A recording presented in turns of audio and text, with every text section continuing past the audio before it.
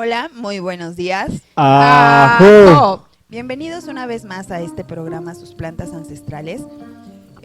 Nosotros somos Armenta Ceremonial, somos un grupo que estamos al servicio de la apertura y la transición de la conciencia a través del uso de las plantas medicinales, de la meditación, de la música y otras cosas más. El día de hoy nos acompaña Ale Armenta Hola, ¿qué tal? Buenos días. e Iván Medina. Hola, buenos días. El día de hoy vamos a tocar un tema muy importante, porque hemos hablado a lo largo de estos programas de las plantas, su uso, como para ritos ceremoniales y demás, pero vamos a hablar propiamente de la historia de las plantas medicinales y vamos a tocar varios puntos importantes y varias plantitas también que son muy representativas a lo largo de la historia.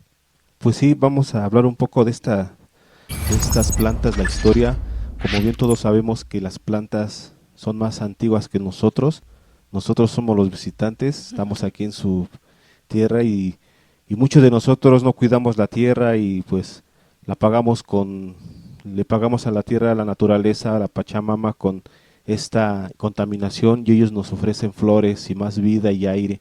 Y hoy hablaremos de este tipo de las plantas, de cómo es que llegó una planta a hacer medicina, otra planta sirve para sazonar y cómo es que otra planta llegó a ser ancestral. Fíjate que sí, que empezando un poquito en la antigüedad, pues primero se comenzó haciendo una gran clasificación acerca de las plantas. Se hizo una diferenciación entre lo que era planta, empezando por ahí, lo que era un mineral y lo que era, digamos que carne, ¿no? Ya sea animal o sean los seres humanos. Entonces esta fue la primera gran clasificación. Las plantas en ese momento se ocupaban más que nada como medicamentos y ciertas plantas como para uso de alimentación. Entonces esta fue como que la primera clasificación que se hizo, hace muchísimo tiempo en la antigüedad. Además, plantas que se podían consumir y plantas que en ese momento se consideraban venenosas o tóxicas. Entonces esta es como de la antigüedad la primera clasificación que se hace de las plantas. Fíjate que en la antigüedad esto deviene porque hubo personas que hicieron grandes jardines, como Bomarzo. Él hizo un jardín con figuras míticas. Entonces ahí iban las personas conocedoras de plantas, tanto a cultivarse y conocer más plantas como para verlos. También hubo otro jardín que se hizo así muy grande por un romano, que es Aranjuez, que fue Felipe II, el que lo manda a hacer. Y este jardín, al contrario del otro, es como muy urbanista, ¿no? Y ahí empiezan a recolectar las primeras plantas para hacer alquimia, elixir y medicina. Así bien, hay una gran enciclopedia que se llama de Plinio, que también ahí lo que hace es Centauro Quiriode, que fue un herbolario y botánico. Le da el conocimiento se lo da el centauro, que es mitad hombre y mitad caballo. Entonces viene de los dioses ese conocimiento, vamos, eso es mitología. Y el centauro le da todo el conocimiento a este señor, a Centauro Quiriado, y de ahí se viene una enciclopedia que es, viene un pergamino de egipcio que recopila más de 50 plantas. No hace la clasificación todavía porque esa clasificación es un poquito más adelante, pero ahí empezamos a vislumbrar la importancia que tienen los jardines y que tienen todo este tipo de plantas y cómo fue pasando de persona a persona para llegar a hacer una clasificación. Así pues, haz de cuenta Júpiter, que es el homónimo de Zeus, porque Zeus es en la cultura griega, ¿no? Y Júpiter es en la cultura romana. Entonces es su símil y obviamente pues es el dios de los dioses. Entonces aquí está esta Circe, que es una brujotototota y que conoce mucho de las plantas. Le pasa los conocimientos también a su hermana, que se le conoce como ¿cómo podríamos decir? Una experta en toxicidad, porque ella hace los venenos, los elixires venenosos y todo lo demás, y en una boda que no querían que se realizara, ella impregna de veneno todo el vestido de la novia, pues para matar al novio, por decirlo así. Entonces, este tipo de hierbas se empieza a vislumbrar desde la mitología, tanto romana como mitología romana y de los egipcios, como los dioses al principio pasan este conocimiento al ser humano y empiezan a hacer su enciclopedia, empiezan a hacer todos sus escritos. Posteriormente se hace otra enciclopedia donde donde se trata sí de clasificar en tres, que es lo que tú dices, es el reino animal, el reino vegetal y el reino mineral, ¿no? Y ese lo ocupan como ¿cómo te diré? Como su piedra filosofal de todos los de todos los herbolarios y todo lo demás para empezar a clasificar. Pues regresémonos un poquito porque dijiste muchísimas cosas. Sí, todavía. Bueno, sí. ok, parte por parte. Parte por Primero parte. regresemos a los jardines, Sí. ¿no? En la antigüedad los jardines tomaron mucho auge porque era como un lugar especial en la que podían tener diferentes tipos de plantas que aparte de ser ornamentales, o sea que eran muy bellas, se tenía poco o conocimiento de algunas que eran exóticas y que podían hacer tener algún fin médico, ¿no? Entonces existen varios jardines en diferentes lugares y con diferentes, digamos que propósitos, pero al final todos los grandes jardines antiguos tenían la finalidad de tener como que esta parte de la medicina, ¿no? Hubieron y existieron muchas personas que se encargaron del estudio de las plantas. Como bien comentas, está este centauro que se le consideraba como un ratón de biblioteca, pero en cuestión de las plantas. Él recibe el conocimiento de los dioses y él lo transcribe en documentos que posteriormente le da Piplion, ¿cierto? Así es. Entonces, es digamos que como que el primer vestigio que se tiene de la historia de la clasificación o el uso de las plantas en la antigüedad. Posteriormente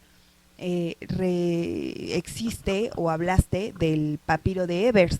El papiro de Sí. Ebers es digamos como que en los egipcios el primer vestigio escrito del uso de las plantas, porque recordemos que ya lo hemos hablado muchas veces, que los egipcios son uno de los primeros vestigios del uso de plantas ceremoniales, con uso medicamentoso, como ornamento y demás. Recordemos que Cleopatra usa el veneno, ¿no? Al final ella se envenena y también hace uso de las plantas como la belladona, las que hemos ya comentado aquí, con fines, digamos que de belleza, estéticos y también como usos medicinales. Entonces, sí, los egipcios, digamos que son los primeros que también transcriben la parte de las plantitas como para sus usos, como para sus, cómo se puede ocupar en fines médicos o terapéuticos, ¿no? Así es.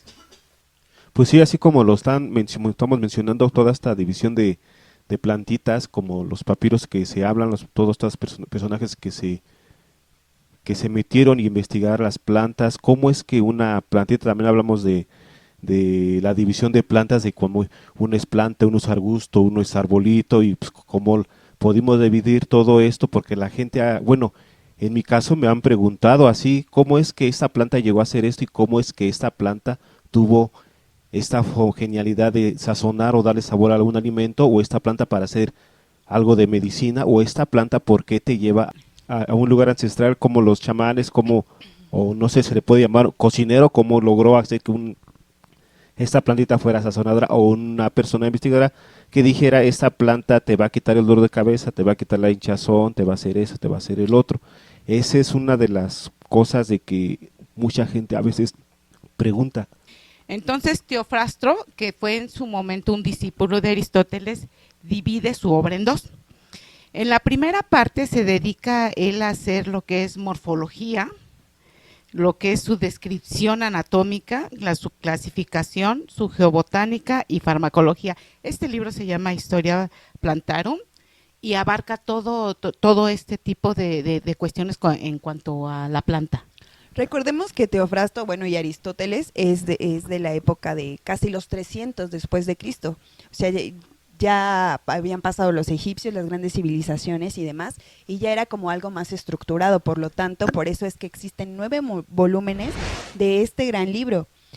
Aunque eran pocas plantas, pues ya empezamos a ver como que esta parte de su clasificación, ¿no? La empieza a clasificar, empieza a hacer subgrupos de esas clasificaciones, y lo más importante de todo esto, empieza ya a decir la parte farmacológica, ¿no? Estas plantas, ¿para qué nos va a servir? Y empieza a hacer como esa grande clasificación del uso de la planta. O sea, esta planta te va a ayudar para, digamos, malestares estomacales, estas para malestares de cabeza o para quitar el dolor y demás. Entonces, este es, digamos, que el gran punto importante de este gran libro, que ya empieza a ser como esa parte de la gran aportación, ¿no? Sí, de la farmacología y su clasificación. Y fíjate, esto se me hace muy importante en cuanto lo que habías comentado tú, en tanto, pues es que me han preguntado, esto, o sea, que de momento, ¿cómo fue? ¿Cómo que surgió de repente? Vi una planta, esto es para esto. No, Sí, no, sino que muy al contrario de lo que se piensa. O sea, para poder clasificar las plantas por su morfología, por su uso farmacológico y todo lo demás, pues lleva muchísima historia, cientos de años de estudio como para poder llegar a esa conclusión, ¿no? Entonces, digamos, hay plantas, o bueno, en su momento hubo plantas que o sea, la gente autóctona, la gente empíricamente decía, esta tiene forma de corazón, es para enfermedades cardíacas. De hecho, sí. Sí, es sí. una de las partes para clasificarlas, como digamos que la salvia. La salvia. La savia, sí, la salvia, sí. Que digamos que es como este cactus que tiene grandes ramas y que ahorita pues tiene mucho auge por lo del aloe vera y demás, pues tiene esta parte, o ellos creían que era como la lengua, ¿no? La lengua y las espinitas que eran como sus papilas gustativas, y por lo tanto ellos le atribuían pues beneficios de la boca del y estómago. Sí, había otra plantita también que tenía puntitos, sus hojitas tenían puntitos y ese servía para cicatrizar. Entonces, eso y empíricamente ellos lo iban aprendiendo. Sin embargo, a través del tiempo, cuando se hacen los estudios, resulta que el 90% es cierto. Entonces, o sea, obviamente había unos que estaban totalmente errados, que, o sea, nada más no era para nada cierto, pero el 90% fue cierto a través de los años, de los estudios, de los experimentos y todo lo demás cosas. Esto contestando a tu pregunta de cómo fue que se llega a la conclusión de que esta me sirve para el dolor de estómago, esta para el dolor de cabeza, digamos en el caso de la aspirina, que es el sauce, que se da en zonas así muy pantanosas. La gente decía, bueno, entonces, si el árbol resiste toda la intemperie, todo el fango, toda la humedad, pues ha de ser muy bueno para el cuerpo, sí, ¿no? Muy... Y de ahí salió el ácido acetilsalicílico, que resultó muy bueno realmente para el cuerpo. Entonces, de ahí la contestación de ¿cómo es que se llega a clasificar? ¿Cómo es que se llega a decir esto sirve más para propiedad digestiva? Por decir así, si es muy bueno para el estómago y eso, lo pueden hacer un sazonador, lo pueden hacer también para utilizar en el arte culinario, porque sirve de dos cosas, ¿no? Le da sabor y aparte favorece a la digestión.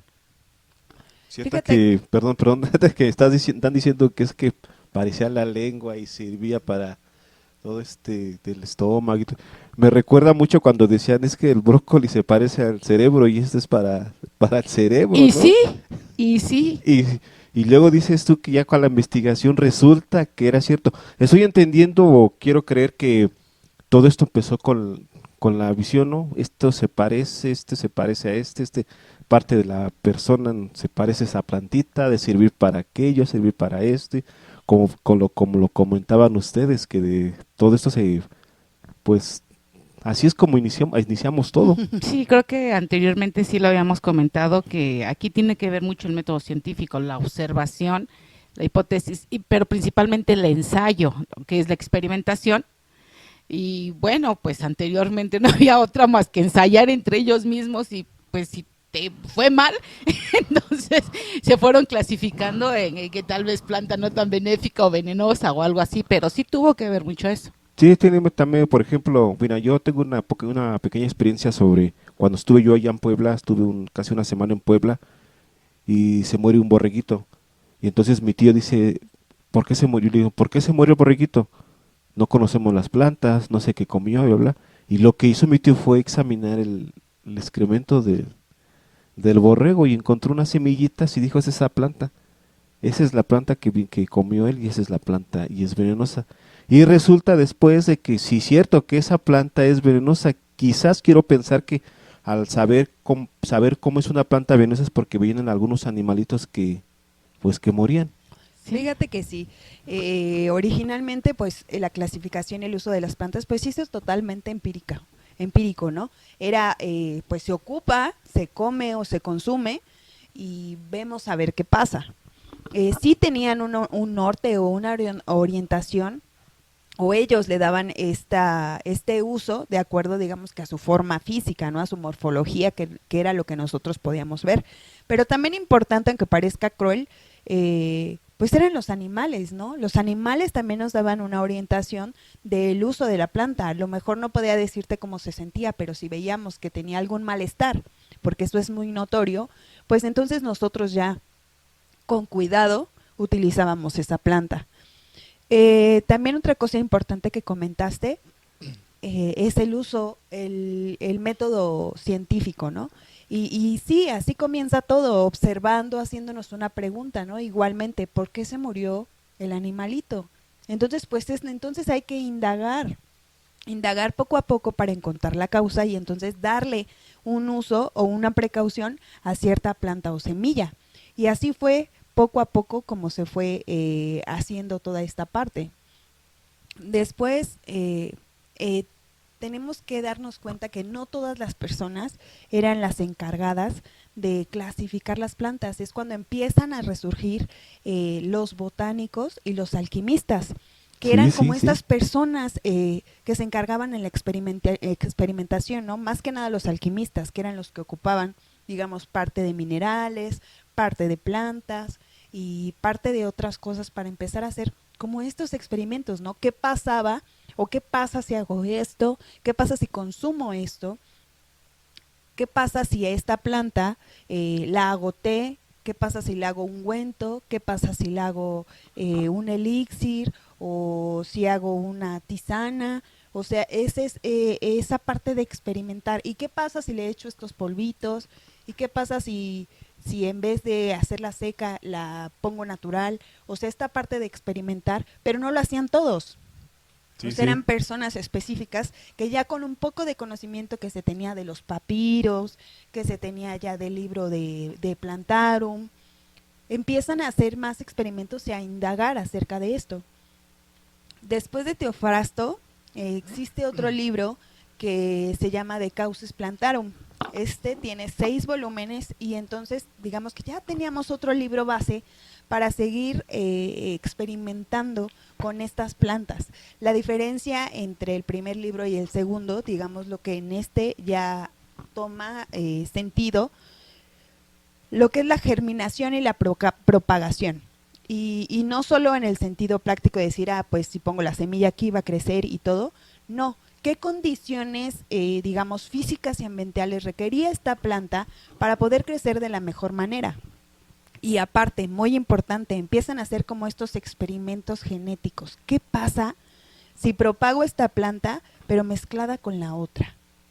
Entonces, ellos solos empiezan a propagar y a germinar estas plantas con fines de que se mejore la planta, ya sabiendo para qué sirve y cómo se utiliza, cómo podemos aumentar el beneficio o el maleficio de estas plantitas. Ay, eso soy yo bien rudo. ¿Beneficio o maleficio? Sí, pero eso de que pues, vamos a poner 2 plantitas a ver qué sale como un experimento, sí se escucha medio también malévolo, ¿no?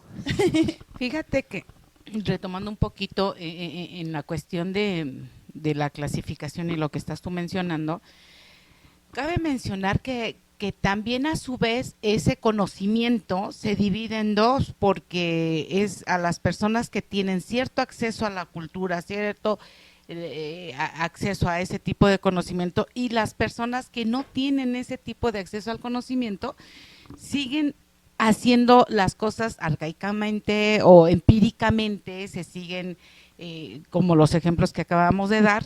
Entonces se empieza a dividir en dos, ¿no? Lo que es el conocimiento científico, el que está reconocido, y el otro se deposita entonces en los chamanes, en el mago, en el curandero, y de hecho en sacerdotes a veces también. De ahí es donde se empieza a dividir, no porque una sí sea legal o la otra no, o porque una sí sea cierta y la otra no, sino simplemente tú no tenías acceso a ese tipo de conocimiento y te guiabas más por lo empírico, y yo que tenía acceso al conocimiento me guiaba más por lo que yo estudiaba. Sin embargo, no quiere decir que estén mal. Sí. Esto creo que responde a otra de tus preguntas, que dice, bueno, ¿y tiene validez científica o por qué esta la utilizan los chamanes y no los doctores? ¿Cierto? Exacto. Entonces creo que eso también va respondiendo a ese tipo de pregunta, porque el doctor tuvo acceso a este conocimiento netamente científico y el otro lo hizo empíricamente, pero son igual de válidos. Fíjate que todo, digamos que partamos del origen de la farmacología y todo, y esta parte, digamos, científica, todo parte de lo empírico, porque recordemos que todos estos grandes fármacos a los que hemos llegado parten de la base empírica. Entonces, de hecho, toda la síntesis de fármacos nuevos y demás regresan siempre a la base empírica. En este pueblo se cree, digamos, que esta planta tiene beneficios de algún tipo. Ok, vamos a ver, ¿por qué crees que esta planta? ¿Qué planta es? ¿De dónde la sacas? ¿Cómo se siembra? Y demás. Y ok, vamos a hacerle todas las pruebas científicas ahora sí, para poder saber por qué lo está haciendo, ¿no? Vamos a comprobar esto y vamos a ver si de alguna manera nosotros podemos sacar provecho de esta planta, por qué lo está haciendo. Entonces, digamos que la ciencia siempre va a partir de lo empírico, y hasta la fecha, o sea, hasta el día de hoy, los nuevos medicamentos que se hacen es porque se están mezclando entre ellos, o porque estamos regresando a las bases empíricas de seguir buscando nuevas plantas que nos den pues todos estos beneficios farmacológicos que podamos utilizar a nuestro favor. Entonces está padre, ¿no? O sea, porque sí, porque independientemente de los avances científicos que nosotros vamos teniendo, volvemos a ese tipo de medicina ancestral. Y ahora ya con las herramientas que nos da la ciencia, Exacto. Con las herramientas que nos da la ciencia, para saber si es cierto, si no es cierto, y si es cierto, la forma de extraer ese tipo de sustancia activa para beneficio. Y fíjate que entre esas cosas que se han hecho, pues se han descubierto otras cosas que ni uno se esperaba, ¿no? Sí, que decía, sí. es que esta plantita te sirve para el dolor de estómago, y a la hora de estudiarla y demás, y oye, sí ayuda para el estómago, pero la verdad es que su principio activo te ayuda para El cáncer, no sé, vamos el a pensar. cáncer, Para otra porque cosa, hay ¿no? plantas que te ayudan a erradicar estas células cancerígenas. Es carísimo, por supuesto, y no ha llegado todavía a comercializarse, pero existe. Entonces se han dado esos grandes descubrimientos de plantas que creíamos o se creía que sí, el uso es, digamos, estomacal, pero su gran beneficio va por otro lado, y se han hecho así, o sea, sin quererlo, digamos así, Sí, así y sí. gracias a la ayuda Sí, de la ciencia. querer, como cuando uno dice, pues es que a mí me gusta comer la fibra, oye, estás descansando mucho, ¿no? Pues es que también sirve para adelgazar, y no lo sabíamos, Ajá. pero me gustaba probar las cosas así. Algo que decías tú de que me llegó de eso del que ancestral, o que los chamanes, cuando hacían el ungüento sagrado, este ungüento sagrado que viene en la Biblia, se usaban plantitas. Esta forma del uso de las plantitas, ellos la descubren porque dicen que una deidad bajó y les dijo, haz estas mezclas de plantas y vas a poder sanar ¿Eso tú dice la mismo. Biblia? Sí. Ah, ok. Y viene en Génesis, cuando fue el primer ungüento que hubo para tener esta comunicación con ellos, que muchas de las plantas las hemos hablado aquí nosotros que aparecen ahí, que es el acacia o el honguito, el que parece el de Mario Bros, ¿cómo se llama? Amanita La muscaria. muscaria, esa también. Y todos estos, bueno, honguito ya no es una planta, ya es fungi, El reino reino fungi. fungi.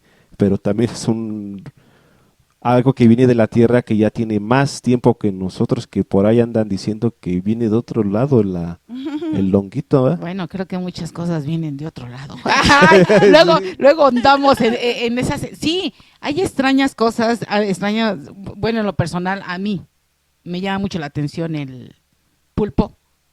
El pulpo. O sea, es un animal que no es como un tigre, que viene de los felinos, o el perro que viene de los caninos, que viene del lobo, que viene. Entonces puedes Sí, buscar sus cierto. orígenes hacia atrás. Pero él no, y tiene no sé cuántos corazones y cuántos cerebros. O como la Sí, es medusa que dicen que increíble. se restaura y vive mucho tiempo. Dicen que es el animal inmortal. Y Sí, le acabo de preguntar al maestro botánico que tuvimos hace poquito, al maestro en ciencias, que si era cierto, y me dice, bueno, sí lo puedes matar, pero por él solo no se puede morir, porque se está regenerando constantemente. O sea, si nadie lo mata, te puede durar 2, 3 millones de años. Pero si lo sacas y lo matas, o sea, no es inmortal. Sí, Ay, ay, que ay. es distinto, ¿no? Es muy distinto. Y con respecto a lo que tú habías comentado de las formas de usarse de las plantitas, pueden ser, independientemente del ungüento, es la infusión, la maceración y la cocción. La infusión principalmente es cuando tienes las hojitas, no sé, se me ocurre pensar a mí, yo tomo mucho hierbabuena, la hierbabuena tiene las hojitas, y le echas el agua hirviendo, pero lo tapas para que no se le puede, digamos, esa es la indicación para que no se le escape ninguno de las sustancias que pueda tener. Después de 5 o 10 minutos ya te las puedes ingerir. La maceración, que viene siendo como el ungüento, es pues molerla. sí, sí. Ajá, molerla, y ya puede ser tanto usarla como ungüento o remojarla, pero en agua fría, como por 5 horas, igual para extraerlo. Y se cree, o en ese momento se creía, que las plantitas como más duro de extraer la sustancia activa, se recomendaba la cocción, que hirviera, ¿no? Ese por una parte, y por otra, en cuestión del ungüento hay que recordar que la piel es el órgano más grande que tenemos en el cuerpo, pero que la piel, al igual que los demás órganos, tienen una función, y una de sus funciones también es la absorción. Entonces, cuando te lo pones así el ungüento, de verdad es como si te lo comieras con el estómago, absorbe todo, Sí, todo los lo poros, que ¿no? así es, todo lo que te estás poniendo, y entra al torrente sanguíneo también. Entonces, de ahí que vienen los ungüentos mágicos, que tú decías que en Génesis viene, hagan esta maceración de esta planta. Ungüento, y también la inhalación, porque lo usaban también como, o sea, Vapor, ¿no? esto da para mucho todo. ¿Vaporizaciones? Ajá, me Exacto. acuerdo que dijiste que para la comunicación con Dios ponían unas La zarza. plantas, ajá, plantitas, y digamos que como que se encerraban, y todo el Como en vapor, un tipi. ajá, todo el vapor que salía era lo que ellos inhalaban, y entonces tenían esta conexión. Sí, porque es algo extraño, o sea, tú lees la Biblia y dice que se fue la oveja y ahí va Moisés tras la oveja y encuentra un fuego que se prende solito y él se queda observando porque se ve muy bonito, y esta plantita, ya no lo dice la Biblia, pero pues esta plantita está sacando este humito, y él está ahí porque fue y se ve padre y la respira y baja y dice, hablé con Dios. Y Dios me dijo Ok. que fuera a liberar al pueblo. Digo, pues, Ok, por medio de la salsa, sí, está y bien. no hay nada raro a lo que hoy se hace cuando con las medicinas ancestrales, que también dices que yo tuve un encuentro con Dios. Pues es que no estamos alejados realmente de lo que una plantita puede llegar a ser. Claro. Y luego también cuando la gente se cree como este señor de la Biblia es una persona leal y recta, y todo lo que él dice se le cree. Entonces, y si él dice fue Dios, pues toda la gente dice pues fue Dios. Si él hubiera dicho fue el diablo el que me dijo esto, Pues fue el diablo. pues fue el diablo. Fíjate que eso me lleva a una de las dudas que tú me habías dicho, habías tenido esa inquietud hace, no sé, ayer, antier, que me habías comentado, ¿de quién instaura todo esto? ¿Cierto? O sea, ¿por qué se instaura? Hablando en específico, en el caso tuyo de la ayahuasca, me habías comentado, ¿Cómo? Y yo lo primero que te dije es, bueno, no se instaura en algún libro porque no es una religión, no está constituida como una religión, que en Europa sí hay religiones de esto, hay iglesias también de esto y hay escritos también de esto. Sin embargo, en la cultura empírica autóctona, como es en el Perú, en el Colombia y en el Brasil, está instaurada nada más, pero así de boca en boca. Entonces no hay alguien que instaure, pues más bien es por usos y costumbres.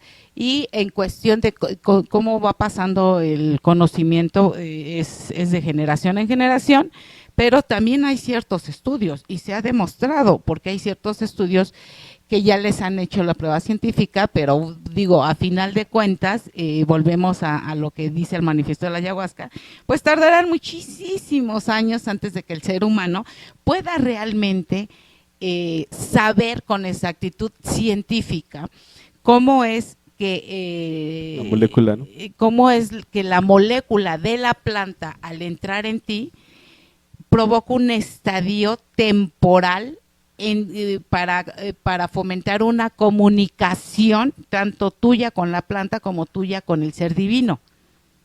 Todavía no se alcanza a entender. Se pueden entender otros procesos psicológicos y otros procesos, como tú los había comentado, claro, de que activa ciertas neuronas, de que el aparato, no sé, el lóbulo central, de que se liberan ciertas dopamina y todo lo demás. Eso sí ya está demostrado, pero realmente ¿qué es lo que ese instante, qué es lo que provoca ese instante que tú tienes la conmoción divina? Creo que falta mucho todavía para poder entenderlo y comprobarlo científicamente. Pero aquí ya llegamos a la parte de las plantitas, digamos que con uso ceremonial, ¿no? Así es, ritual, nos referimos medicina. a esta parte, pero también digamos que las plantitas, digamos, medicinales, sin necesidad que ser ceremoniales, pues tienen muchos mitos y muchas leyendas, ¿no? Así es. Recordemos que cada una de las plantitas ceremoniales que hemos hablado, pues tienen también su origen y tienen su leyenda, ¿no? ¿Cómo fue que llegamos a esa parte y cómo se llegó a ese uso? ¿Quién fue el primero y demás? Existen esas leyendas. Y en el caso de las plantas, digamos, medicinales en general, no precisamente las de ritual o ceremonial, pues también existen muchas leyendas o plantas representativas de algunos dioses o seres magníficos que tienen mucho realce, digamos, histórico. Y ahí volvemos a lo que comentaste, lo de Júpiter, ¿no? Júpiter sí es un homólogo de Zeus, pero este es en la civilización, digamos, o en los latinos. Los latinos, y esta plantita representativa de Júpiter se llama ojo de Júpiter, y esta planta se tenía que cosechar obviamente en el día jueves de Júpiter, justamente se tenía que cosechar el jueves, y se creía en ese tiempo que se ocupaba para estas afecciones del ojo, porque eso era ojo de Júpiter, que en realidad esa es la de siempre viva. Esa plantita, que es la de ojo de Júpiter, es la que conocemos nosotros como siempre viva. Y esta planta, pues ya al final o ahorita, pues sí se tiene conocimiento de que sí te ayuda a estas afecciones del ojo. Y así hay muchas plantas que a lo largo de las civilizaciones, ya sea la egipcia, la romana, la griega, pues tienen mucha representación o realce por el uso del dios que la ocupaba, ¿no? Fíjate que en el caso que yo te hablaba de Circe y su hermana Medea, que ella, bueno, pues es toxicóloga, bueno, se conocen como toxicóloga, ¿no? Y que le encantaba lo que es hacer venenos y brebajes y elixir, al igual que Circe, que eran hechiceras. Su planta es el colchico se llama, y sí es una planta altamente tóxica. Entonces, así como dices, colchico. Entonces, como Júpiter, que también tenía ahí su plantita, los dioses pues también tenían en este caso sus plantitas, ¿no? Claro, y también recordemos en los griegos que está Atenea, no sé si se acuerdan que cuando tiene su gran batalla o van a consagrarse con el dios y le dicen yo voy a escoger a una mujer la más bella de todas y ella lo conquista con su olivo y demás, entonces también es algo como muy representativo de los griegos, pues esta corona de olivo, ¿no? Del triunfo. Del triunfo, Del que les daba triunfo. realce, que les daba pues como esa categoría, ¿no? De ser un dios o ser una persona importante. Entonces también es una plantita que realza justamente por el uso de estas personas representativas, o en este caso de los dioses de la mitología. Fíjate que lo del olivo me recuerda también a la corona de laureles. Ah, también. También, y de ahí el laurel, ¿no? Independientemente de que simboliza el éxito, el triunfo, porque cuando llegaban los romanos, pues les ponían su corona de laureles a las legiones. El laurel también se utiliza como saborizante, ¿no? Sí. Como en el arte culinario, para poder El cocinar. olivo, el aceite de oliva. De los aceites, y la oliva, lo que es el olivo. También la aceituna. lo representan para el triunfo, ¿no? En los deportes. Sí, sale el sí, sí. olivo. Sí, así es, o sea, para representar el triunfo, ¿no? Que ganaste todo lo demás, tanto el olivo como el laurel, ¿no? Sí, entonces hay muchas plantas que tienen como este auge justamente por el uso de que los dioses o de las civilizaciones antiguas pues hacían uso de sus beneficios, ¿no? Pues estamos viendo que las plantas en todo momento están con nosotros. Yo creo que si no hubiera plantas, pues no existiríamos nosotros. La planta es muy importante para nosotros. Todo lo que se hace con las plantas, tanto como ancestral, como medicina, como incluso hasta para hacer nuestras casas han usado la planta para el madero, las palmas, para cubrirnos, todo eso se usa las plantas. Nosotros cuando aquí no va al bosque y usa una plantita o un leño para hacerse fogata, porque aquí tiene el frío, tanto material como alimento, se usa mucho la planta. Es necesario la planta en nuestra vida para todo momento, así como para las medicinas y el ancestro, y poder comunicarnos con nosotros mismos o con cualquier tipo de deidad. Claro, y entonces aquí empieza ya a resurgir, como habíamos comentado lo de los jardines, ya empieza a surgir como el botánico, como digamos, como una figura de respeto y de conocimiento que tenía como esta conexión con las plantas, ¿no? Y entonces empieza a dar el auge de que estos botánicos no tenían sus grandes jardines, pero tenían sus huertos donde plantaban justamente estas plantitas específicas para poder dar uso medicinal y demás. Y empiezas ya entonces las técnicas, ellos empiezan a escribir y a descubrir las técnicas específicas de cómo se tiene que ocupar cierta planta. Empiezan ya con su secado, con técnicas de secado, con técnicas de maceración, con técnicas de administración, para que tuviera los efectos deseados en la persona que estaba enferma, y entonces es el realce de los botánicos ya como figura de respeto.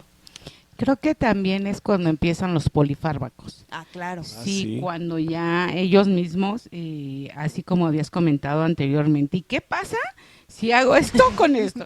¿Y qué pasa si le echo este polvito? Y a través también de la experimentación empiezan ya a agarrar, digamos, hay fármacos que tienen de uno, de otro y de 3 plantitas y se demuestra su eficacia, ¿no?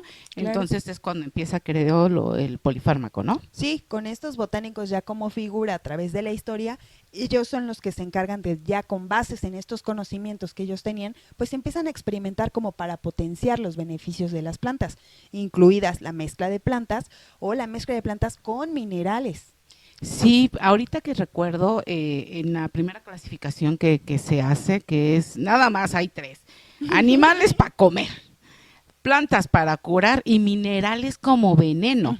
De hecho, sí, en la primera clasificación se clasifica el mineral como veneno, pero conforme va pasando el tiempo y también se estudian los minerales, se dan cuenta que a final de cuentas no todos los minerales son venenosos, y también se empieza a ver que el mineral también existe en alimentos y que existe también en las plantas y que existe también en el cuerpo, ¿no? Cierto porcentaje de mineral. Entonces, bueno, se desmitifica que es veneno y también se empieza a utilizar en el polifármaco el mineral, ¿no?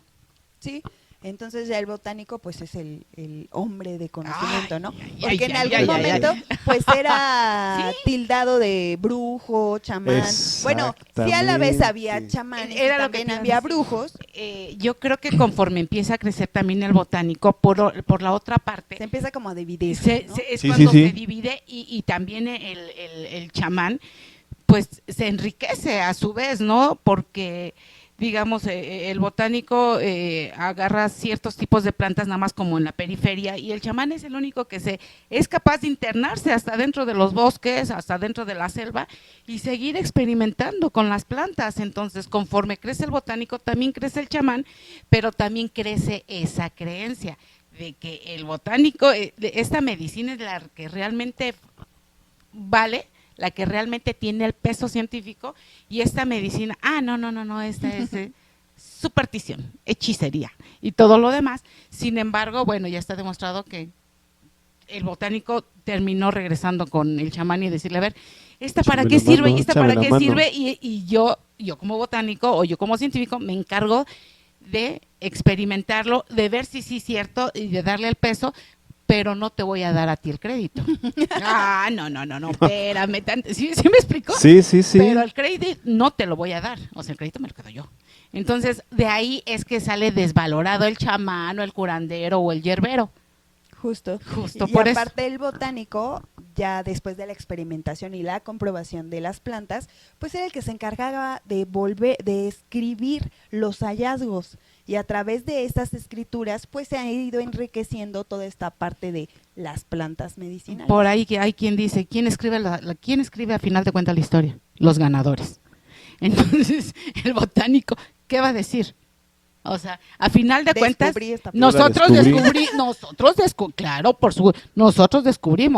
esto y descubrimos esto a través de que la vimos, pero a final de cuentas nadie es que no le dan el crédito al otro, ¿me explicó?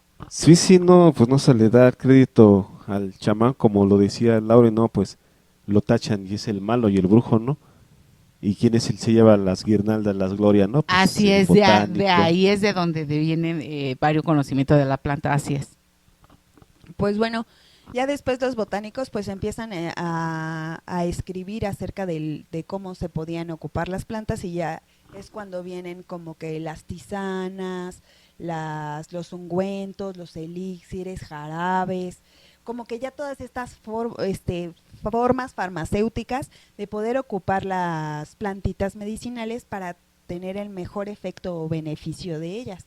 Entonces, a lo largo de la historia ellos van enriqueciendo todas estas partes escritas, como bien ya dijimos, ellos se encargaban de escribir y seguir como dejando ese conocimiento para los futuros botánicos, seguir enriqueciendo pues este conocimiento, ¿no? Y llegamos pues hasta la actualidad. Y fíjate que es muy importante lo que dices, porque el método científico y el botánico, el farmacólogo, sí, sí se dedica un poquito más a esto, a experimentar, pero como que creo que tiene un poquito más el objetivo de la salud física. Y en la cuestión del chamán, que independientemente era la salud física, él se empieza a dar cuenta y empieza a ahondar en las plantas para una salud espiritual, y se da cuenta que en tanto tengas tu salud espiritual, tienes más la salud física. Sí, ya lo habíamos comentado la otra vez, que cuando tienes un dolor en el cuerpo, pues ellos te dan la medicina de tal forma que te acompañan, y ellos encuentran la forma de curarte a nivel espiritual y se ve reflejado en lo físico. Entonces yo creo que esa es una de las grandes diferencias, que él ahondó un poquito más en ese tipo de plantas y en la cuestión de la farmacología no. Sí, habíamos hablado de este tipo de medicina, ¿no? Que cuando se tiene alguna afección física, se cree o creemos que existe una desconexión espiritual. Entonces, cuando ellos logran encontrar esta desconexión, pues se trabaja en esa parte y entonces la salud física mejora. Entonces los chamanes se encargan como esta parte. También recordemos que los chamanes en sus ritos o en sus ceremonias pues tienen acceso a ese conocimiento, a esa biblioteca, digamos, del multiverso, donde se llama registros akáshicos. Órale, baba. Tienen acceso a estos registros Sí, akáshicos, y entonces logran ellos tener estos conocimientos, pero más como, digamos, como esta parte, como tú bien lo comentas, en la parte espiritual, ¿no? En esta conexión con la divinidad y de uno mismo. Y creo que esto se da más por empírico que por otra cosa, porque como el botánico no llegaba y no era capaz de decir, ay, mira, vi este cactus, me lo echo al plato, no, como que fue un poquito más reservados y nada más así, y estas personas que eran más empíricas sí lo hacían. Entonces, al tomarse el cactus, empiezan ellos a tener otro tipo de conexión que le llevan muchísimos años al estudio, y entonces al igual que eso fueron los honguitos, la manita muscaris, igual que los niños santos, igual que varias plantas que lo han tomado y han descubierto todo un mundo mágico donde ellos se han enfocado, cosa de que la farmacología no. Exactamente, sí, lo que dice el chamán, si sanas espiritualmente, pues ya lo demás puede sanar. También escuché una vez que es muy raro escuchar esto, de alguien que me dice, es que te preparas tú para unos 15 años, te preparas tú para una boda, te preparas tú para salir, te preparas tú para celebrar algo. Dijo, pero ¿quién te prepara para morir? Y está muy raro eso, ¿no? Y muy cierto. Prepárate para morir. Y escuchaba este testimonio de este chamán que le preguntaban que tuvo un paciente y dice, es que ya me voy a morir. Y él le dijo, pues prepárate para morir. Y ahí está muy fuerte eso, digo, también las plantitas pueden prepararte para eso y no va a doler la muerte. También recordemos que yo una vez les platicaba sobre las plantitas cuando ellos lo usaban para, como los vikingos usaban esto, ellos ya iban sin temor a la muerte, ya sabían a lo que iban, ya me voy a morir, me voy a ir con Valhalla. De hecho era un honor, ¿no? Sí, Morir exactamente. en batalla. Morir en batalla, porque las mismas plantitas te voy a preparar para morir, pues uno lleva con eso ya hasta feliz, ¿no? Que espero que me mate, ¿no? Porque ya me voy a ir. Y regresaba, ¿no? Pues todavía sigo aquí. Yo ya iba preparada hasta con la Y maleta. decían, los dioses no me quieren. Todavía Así, no. no, hasta se sentían así de que Ajá, como- ni ellos me quieren, que yo ya me quiero ir al Valhalla, sí. Sí, híjoles, está interesantísimo. Esto de las plantas y por qué de repente surgen medicinales y por qué de repente surgen que nada más es para esto, o por qué algunas son visionarias Ujú. y nos conectan con la divinidad, pues está muy interesante. Desafortunadamente, bueno, pues ya nos va ganando un poquito el tiempo. Les agradecemos mucho, mucho, mucho su atención para este programa. Les agradecemos el tiempo, porque el tiempo, pues recordemos que después de la salud y la vida es algo que no se va a recuperar nunca, que el presente, el pasado y el futuro convergen en un mismo instante, y ese instante es hoy, y ese instante que nos han regalado a nosotros, pues se los agradecemos mucho. Les recordamos nuestras redes sociales, que es Armenta Ceremonial en TikTok, Instagram y Facebook. Armenta Ceremonial Oficial en YouTube. ¿Algo más que quieras decir? Estamos bien. Vengan las plantas. Algo. Las plantas han estado antes que nosotros y evidentemente estarán Después de nosotros, ¿verdad? nosotros, a quererlas, a amarlas y a dedicarnos a cuidarlas. Muchísimas gracias. ¡Ajo!